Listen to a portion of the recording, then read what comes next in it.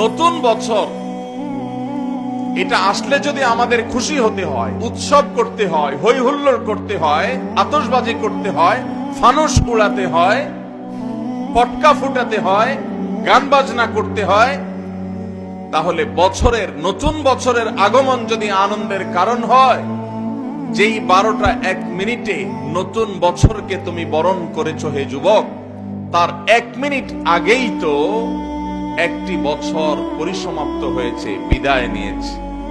বছরের আগমন যদি তোমার আনন্দের কারণ হয়, তাহলে বছরের বিদায় কেন তোমার বেদনার কারণ হয়নি? বছরের আগমনে তুমি যে হাসছো, আনন্দ করছো, কই তোমাকে তো বছরের বিদায়ে কাঁদতে দেখিনি।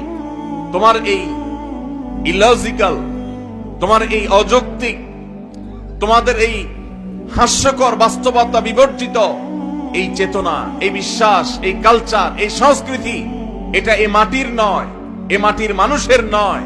এখানকার মানুষের কালচার এবং সংস্কৃতির সাথে এই 31st নাইটের কোন চুল পরিমাণ সম্পর্ক